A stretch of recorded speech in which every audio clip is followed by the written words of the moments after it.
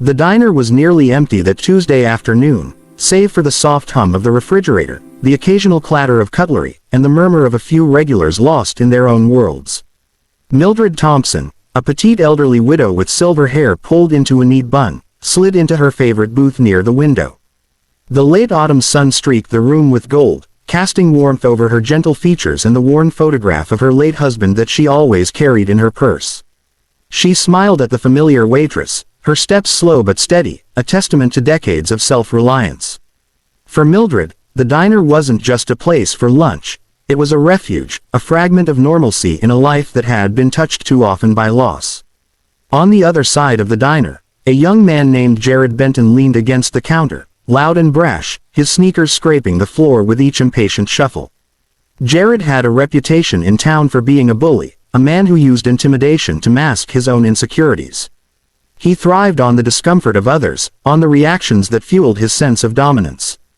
Today, however, his attention fell on Mildred, whose calm demeanor seemed to irritate him even more. Perhaps it was her gentleness, the unassuming way she sipped her tea, or the dignity she carried despite her years. Whatever it was, he decided to make her the target of his cruelty. "Hey, Granny," Jared called out, loud enough to draw the eyes of the few patrons in the diner. Mildred looked up, startled but composed, her hands clasped over the edge of the table. "Yeah, you, bet you don't even know how to handle yourself in the real world." His voice carried the sharpness of someone who thrived on confrontation, someone who believed the elderly should shrink in the face of youth. Mildred's lips pressed into a thin line. She had faced her share of hardships, widowhood, raising a child on her own, losing friends and family, but confrontation of this kind was rare for her. She had learned, over the years, that dignity often meant silence, that survival sometimes required turning the other cheek. She didn't respond, but her eyes, filled with both sorrow and steel, held Jared's gaze. The bully's laughter rang through the diner like a slap itself. "What, cat got your tongue?" he sneered, leaning closer. In a sudden, horrifying gesture, he raised his hand and struck Mildred across the cheek. The sound echoed like a gunshot in the quiet room. Gasps erupted from the few onlookers, forks clattered to plates, and a young mother held her child close. Mildred's hand flew to her face, a mixture of shock and instinctive pain, tears brimming but not yet falling. For a moment, time seemed to stop. The diner was suspended in silence, the air heavy with disbelief and shame. Jared smirked, certain of his power, oblivious to the storm he had just unleashed. He had no idea, not a clue, that his victim's son was more than just a mild-mannered man living a quiet life in a nearby town. He had no idea that Matthew Thompson, Mildred's only child, was a Navy SEAL, a man trained in discipline, courage, and unwavering protection of those he loved. Matthew had just returned from a deployment overseas, weary and worn, but eager to see his mother, whom he hadn't hugged in months. He had called ahead to check if she wanted him to join her for lunch, only to hear Mildred decline, assuring him she was fine. But fate, it seemed, had a different plan. The phone call from the diner came moments after the slap. "Mom, are you? What happened?" Matthew's voice was steady, but underneath it, a tidal wave of protective instinct surged. He was 5 minutes away, yet already he was moving with the precision and focus of a man trained to respond to danger. By the time Matthew stepped into the diner, Jared was still laughing, his bravado unchecked, assuming Mildred would quietly endure the humiliation. But then he saw the door swing open and froze. There was a calm intensity in Matthew's stride, a presence that commanded attention without a word. He didn't yell, didn't threaten. He simply walked to the table where his mother sat, brushing a loose strand of hair from her cheek, his eyes locking on the man who had dared to cross his family. "You okay, Mom?" Matthew's voice was low, controlled, but each word carried an unspoken warning. Mildred nodded, swallowing hard. I'm fine," she stammered, though the redness on her cheek betrayed her. Jared's bravado faltered under Matthew's gaze. He could feel, without understanding, that this wasn't just a concerned son. This was someone who would protect at all costs, someone whose life had been forged in discipline and danger. His smugness began to fade, replaced by unease, then fear. Matthew sat down across from his mother, placing a reassuring hand over hers.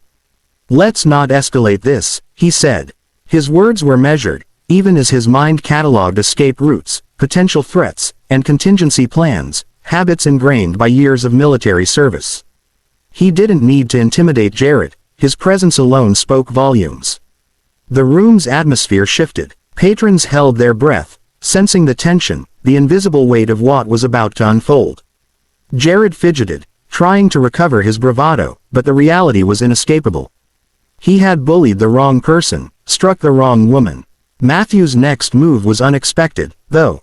Instead of anger, instead of retribution, he reached into his jacket and pulled out a photograph, one of his mother and him from years ago. He placed it on the table. Mildred's face softened, the pain still there but mingled with relief. Jared, curious despite himself, leaned in. Matthew's voice was calm but firm. "This is my mom. She raised me on her own.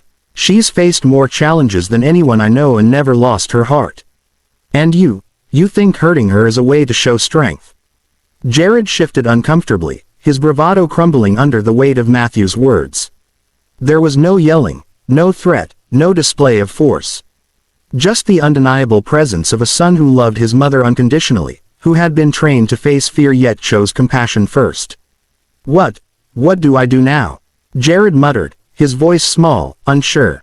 Matthew smiled faintly, still holding his mother's hand.